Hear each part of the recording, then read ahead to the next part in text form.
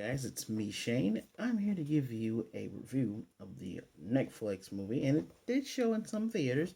It's called Red Notice, starring Dwayne "The Rock" Johnson, Ryan Reynolds, and Gal Gadot. So, if you're new here, hit that subscribe button. Please leave me a like and a comment, and I definitely appreciate it. Let's go ahead and get, pardon me, right into this. What is Red Notice? You're probably thinking to yourself, all movies have titles for a reason. Of course they do. Well, the one thing this movie does do is in the very beginning, it tells you a red notice is the highest level of arrest warrant issued by the International Crime Police Organization, also known as Interpol. It is reserved for the most wanted criminals. And at the end, all three of these guys get red notices.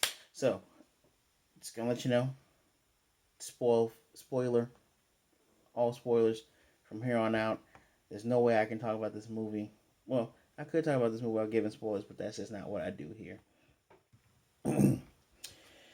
What is the movie Red Notice about? Well, it's about it's an art heist movie, apparently, and this is very fictional. There are three eggs of Cleopatra.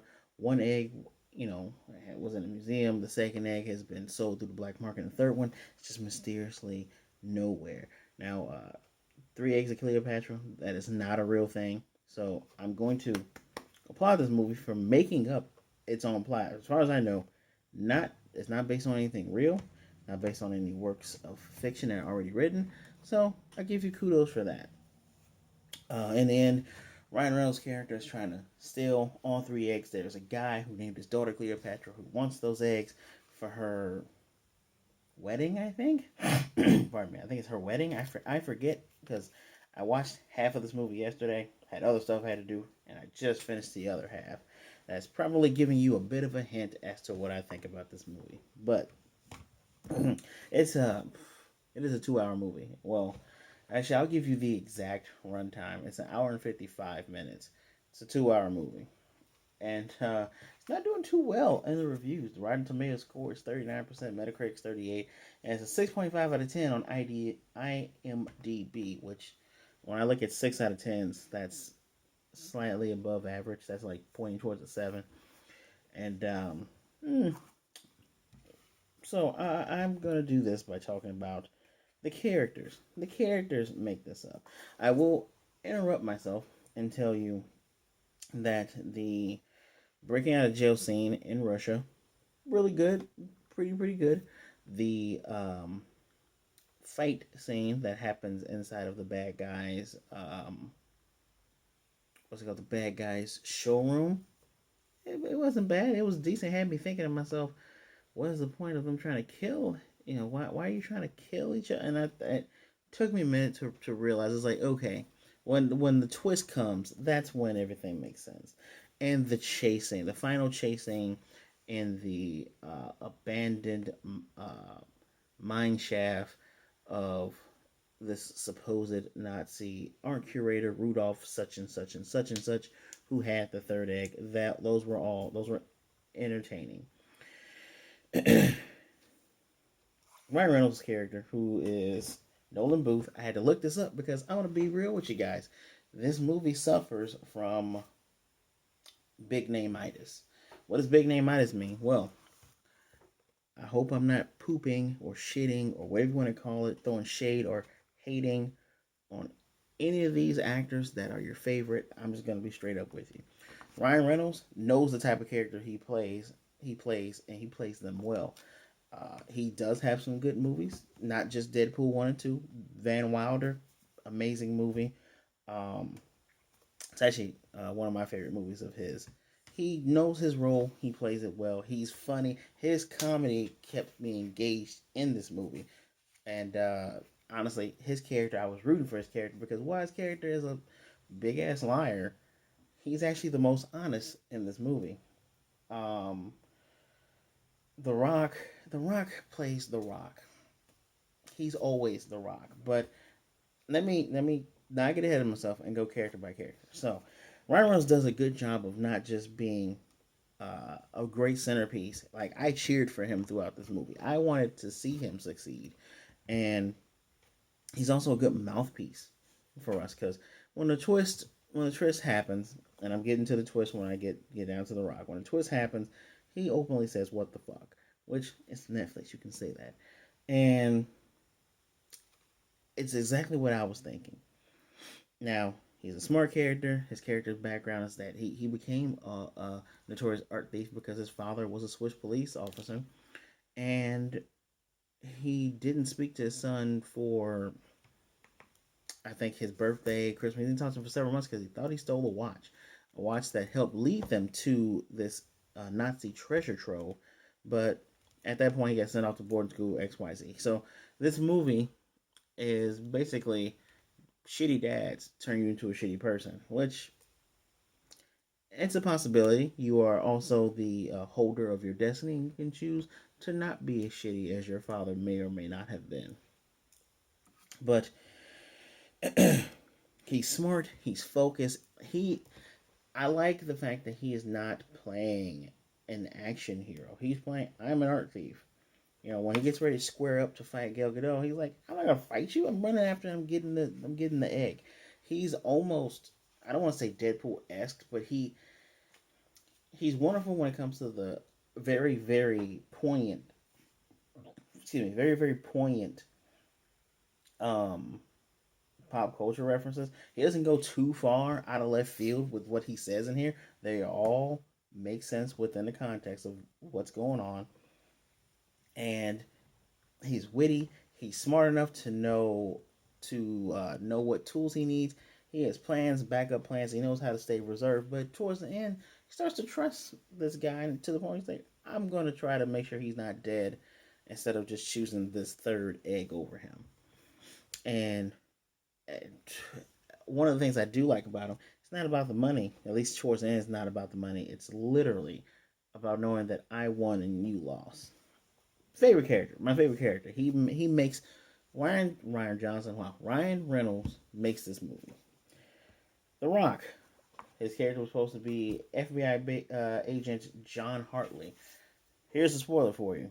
At the end of this movie, it's revealed that he is one half of Bishop. Bishop is who Gal Gadot is, but The Rock is playing is her husband or well they say partner. Maybe they're married, maybe they're not. They do kiss and all the other stuff. So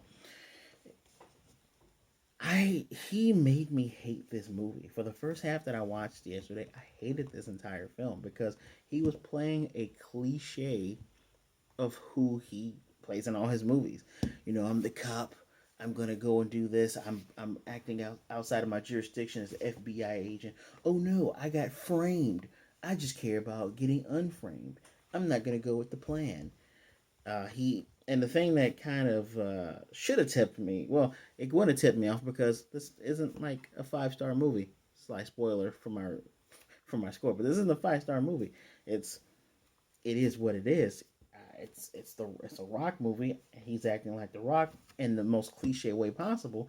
So when you find out that there was a twist, and he's like, I thought I was laying it on kind of thick. I'm like, oh, okay, that makes a lot of sense. You were more hammy than usual, and I applaud that twist. The twist made sense. Even when Ryan was putting all the pieces together for us, going, oh this and he even said, I'm the bad guy. I'm not who you think I am. XYZ. But it turns out that sob story that he told Ryan about his dad being a con man, he never saw him again after he's 13, it's very much true. He just didn't become a cop. He just said, I'm going to be a better con man than my con dad. Okay. Gal Gadot. And this is why I went, Ryan Hartley. We don't actually know his real name. Ryan Hartley? Sorry. John Hartley. We actually don't know his real name. Here's the thing.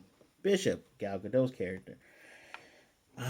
She's annoying as hell. I hated this character. I get that she was supposed to be Carmen Sandiego esque because she's always there. It's like, oh, the warden wants to see you. It's her. She flirted with the guy. She's gone. Oh, you guys, all three of you get caught by the bad guy. Oh no, she did a long con with the bad guy. Turns out she's, been screwing with him. She even shocks the Rock's nuts with the car battery to play up this con, that they're not together. And it just turns out she's just really good acting. Um, I might get crucified for this, but I don't care. Gal Gadot is again one of those actors who she doesn't ever attempt to change her voice. She's always had her. I think she's Israeli. She always had her Israeli accent through all of her movies, Wonder Woman included, and you just get what you get. She's wonderful as Wonder Woman. She can flip the switch and be like that. That's a fine line. It's like doing the right thing, truth, justice, and playing it kind of naive as a hero to full on annoying asshole. She was annoying in this movie. Just ah, but it is what it is. Of course, she was always one step ahead or one step there because she was one step ahead or in the know with her partner, the other half of Bishop. And they do have a cool line. They say there's two bishops in chess and a whole lot of pawns. Hee hee hee. Good line. I give you that. It's a good line. But it didn't stop me from being annoyed with her character. It just. Now, let's talk about Inspector Dawes, played by Ritu Arya, playing Urvash Das, the inspector. Inspector Urvash Das. Um, See, initially, in my notes here, I do have I believe she's French native. She's French native because French have a lot of African and Indian people in there, and that's where we start. We start in France. She's multilingual. So every place they've gone where she's shown up, she's able to speak to the soldiers that she has or the officers that she has in their language, which is good, which is perfect. But she's really dumb and kind of bad at her job. Now, initially said she's bad at her job because the guys was Bishop tricked her into thinking that the FBI agent was actually an art thief. Here's the thing. He was an art thief. So there's a connection there. But here's how she's still dumb and kind of bad at her job. You were able to have these two con artists trick you into being like, I'm an agent, I'm with you, and then trick you and be like, oh no, I got caught by accident. You're kind of bad at your job, and maybe she's supposed to be an inspector. No, she can't be an Inspector Lestrade type because that's that's kind of complimentary to Sherlock in a way.